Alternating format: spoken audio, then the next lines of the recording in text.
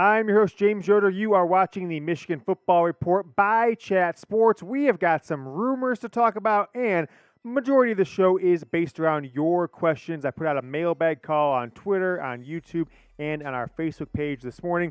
Got tons of questions, and so we'll feature some more of those later on in the week. So I appreciate all of you who submitted those. If you're not featured today, give it a chance. Maybe you'll be out there on Thursday or Friday for a later show this week. Before we dive into that, ask you guys this question. Go down, predict the score. We've still got, it's the 18th. We still have 11 days till Michigan State, 7:30 p.m. Eastern. Big house under the lights on the 29th.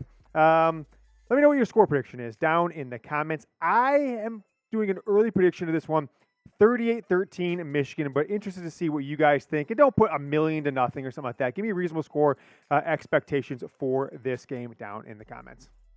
First question coming in from KJ, longtime viewer, multiple time comment featured on this show for our mailbags. He says, do you ever get tired of being right on most things? I think he's talking about Michigan football, but maybe all things in life, never know. You're always way ahead of Sloppy Sam and the blog boys on most things. I just really quickly off the top of my head, maybe what he's talking about is the fact that I told you for weeks that the Michigan State game would be a night game.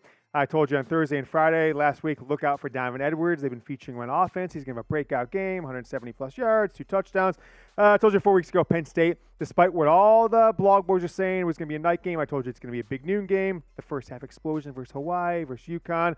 And Michigan scored 42 points and 38 points in those games. Maybe he's talking about that stuff, but I do not get tired of being right. My job here in the show, and my promise to you is we will do our best to have the most accurate information as early as possible, way in front of what any other source out there for Michigan football has. So if being right is wrong, I don't want to be right. Or what's the saying right there?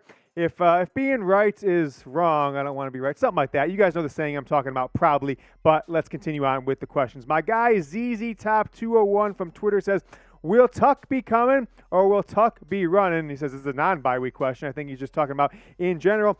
I guess the Tuck allure, the Mel Tucker vibe, right? The NFTs, he put out his own digital currency this year. It's all kind of subsided, right? This is a guy, Mel Tucker, who was a 500 coach from Colorado to Michigan State now in his third year.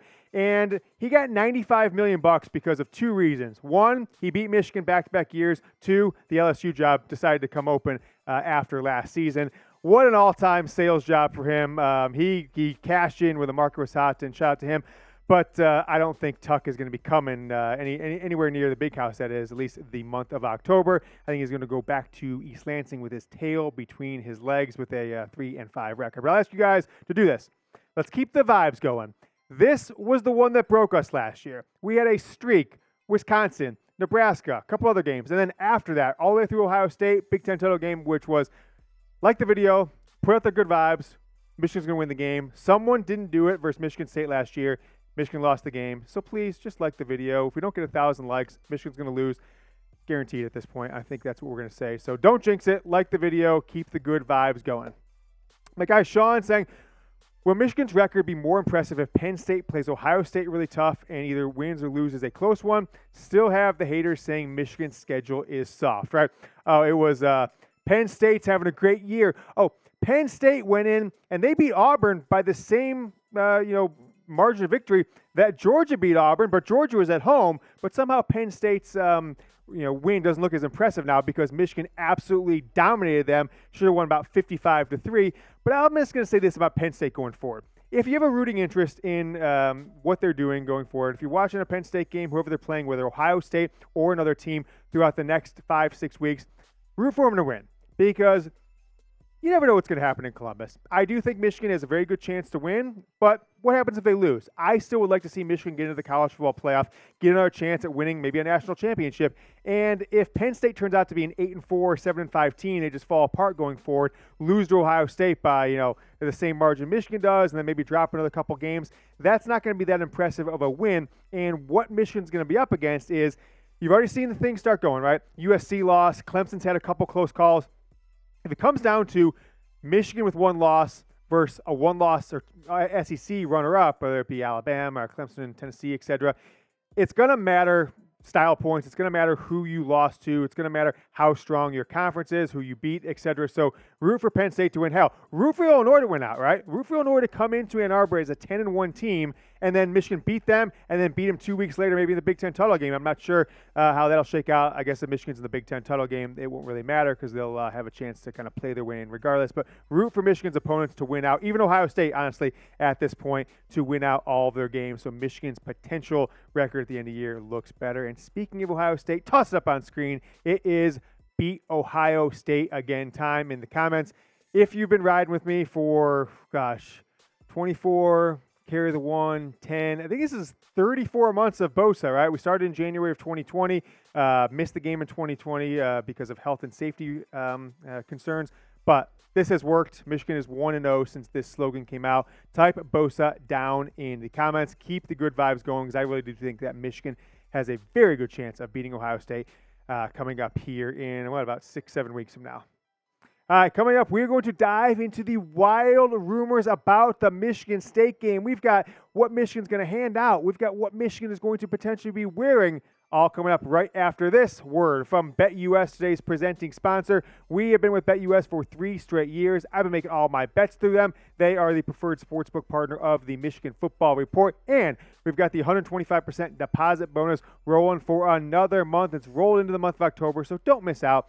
Make some bets on games right this week, right? This might be the most enjoyable Saturday of the year for you guys because you're not sitting there biting your nails, worrying about the Michigan game all day, kind of, having a couple drinks when they have a turnover or something like that. Put some money in some college games this Saturday, Friday, NFL on Thursday. Sunday NFL is really fun to do so. And if you're going to bet responsibly, but do it with our sportsbook partner, BetUS, because of that 125% deposit bonus. Use promo code GOBLUE, no spaces, at chatsports.com/GoBlue. Again, it's promo code GOBLUE, GOBLUE, for 125% deposit bonus. This team is built to beat Ohio State, right? It is, I said this a lot last year, kind of once Michigan started to really feel like they were a winning team, kind of a completely different squad than we saw in 2020. I said, after that 2020 season, Jim Harbaugh, I think in a lot of ways, just threw up his hands and said, F it. I'm not tweeting anymore. I'm not worried about overseas trips anymore. I'm not worried about what anybody cares about me because I'm getting fired anyways if we don't beat Ohio State, if we don't go 10-2, 11-1 like they ultimately did. And I think he kind of just went to his coaching staff and said, doing it my way or you're out. Went to the players and said, here's the responsibility, the expectation of Michigan football. Do you want to be a part of that or do you not want to be? And we saw some players leave the program without mentioning any names. And you saw some coaches leave the program either right then, right, like Ed Warner, folks like that, or a year later, Josh Gaddis is no longer with the Michigan football program. And he just basically engineered a team that says, we're going to beat Ohio State, and if we can beat Ohio State, we have a good chance of potentially beating anybody else in our schedule, whether it's Georgia, Clemson, Alabama, or others. So I think that as we're coming up on the Ohio State game, 6 weeks from now, this is as good of a chance as Michigan's had since 2016. And prior to that, 2006, of beating the Buckeyes at their home stadium. Austin Smith. Now, we're going to get into some of the rumors here, kind of starting off with Austin Smith here. He says, he tweeted this at me today. He said, spread the word, make UMich football night game versus Michigan State a big house of horror, right? This is their Halloween weekend. Blew out at the big house. And I saw this, and then I kind of just searched it. And I saw a bunch of people talking about blew out, and I was like, okay, what's going on here? Well, I'm missing something. And I saw my guy Swanky Wolverine. If you don't follow him, he puts out the best edits on Twitter for Michigan football. Pretty cool photo, right? Michigan big house at night, everybody rocking blue. And then somebody made me aware of this. This is not an edit right here. This is on sale right now. If you go to the MDen, this is put on by the Michigan NIL group Valiant, blew out shirt. So if you think about this, a bunch of people who kind of have on Twitter, if you want to just search Michigan blew out on Twitter, you'll see some of them have had good information in the past. Swanky Wolverine is 2 for 2 on his edits right now, right? He put out the road, 3 for 3 actually, I think, right? He put out the road jerseys twice, and then he put out the all blues against this past game, against Penn State, sorry. So he's 3 for 3 with these cryptic edits. Now he's putting the blue out, and he's kind of leading the charge on that. The shirt's on sale at MDen. I don't mind the blue out, right? If it's going to happen, Michigan needs to do a couple things. Number one, if you didn't see yesterday on Twitter, it was put out by the Michigan student writer for the school. that said Michigan will again, for the Michigan State game, hand out pom-poms. What he did not say is what color those pom-poms will be. So if it's a blue out, some blue pom-poms, right? That makes a lot of sense. Wearing some blue stuff. People have blue coats, etc. If you do, don't pair it with blue jerseys and uniforms like you did last week. This is an opportunity to pull out the all Maizes, or the one I'd love to see that's never been worn in program history, which is the Maize jerseys and blue pants that you saw in the thumbnail of this video there on YouTube. So exciting to see what happens.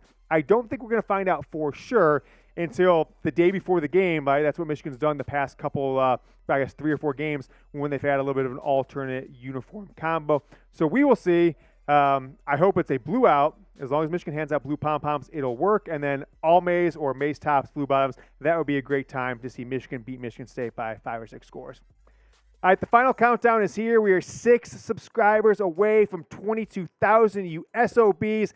Get us there today, because I just can't come into work tomorrow without 22,000 subscribers. So get there, create another account. I've seen some of you guys say, I'm going to create another account.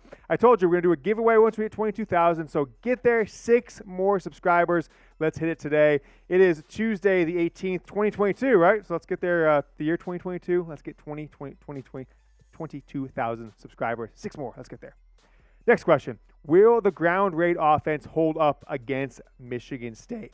Let's just kind of roll through these a little bit here. We got one question coming in right there about the ground raid offense. Then I got another one that says, does Harbaugh let JJ air it out against the little brother? Lastly, do you think we stick to the ground and pound or let JJ shred MSU's Swiss cheese secondary?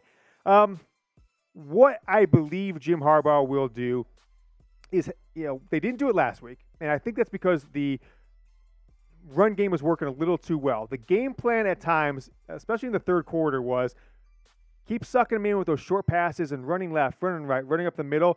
And about the time that Donovan Edwards ran for that 60-yarder, Blake Corum ran for that 60-plus yarder on back-to-back plays, that was right around the time that I think everybody who maybe watched the show or had some inside info into the game plan thought this is the time Michigan's going to hit him with that death blow, that 50-yard pass from J.J. McCarthy to Andrew Anthony or Roman Wilson. Didn't need it. I think that'll kind of probably be the same game plan here with Michigan State, is Michigan will try and hit him with everything they've got on the ground early on.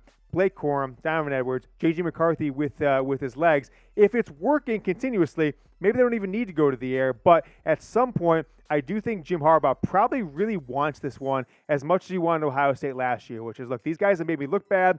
They've owned the state the last couple of years. Tuck's 2-0 against Michigan, I should say. I think back, if you're an old-timer like me, 2002, right? In 2001, Michigan State won on a very controversial play. It was the extra second, then with Jeff Smoker. Next play, he lobs one in the end zone, and somehow T.J. Duckett, the running back, comes down with it, and Michigan State wins in the walk-off play. What happened the next year? It was either 49-0 or 49-3. Michigan won that game. I think there's something like that coming for the Spartans. And if you recall, in 2002, that included quite a few long bombs. So maybe Jim Harbaugh takes a playbook, a page of Lloyd Carr's playbook 20 years later. Think about that game a little bit more. I said 38-13, but don't forget, before you go, as we wrap up today's show, go down in the comments, give me your score prediction. I want to look back here on the morning of the 30th and see if anybody got it right, so make sure you go down, comment your score prediction, Michigan State. We have got some interesting recruiting rumors and a big injury update coming on tomorrow's show, so make sure you guys subscribe. 22,000, let's get there. So I see you tomorrow. Go Blue.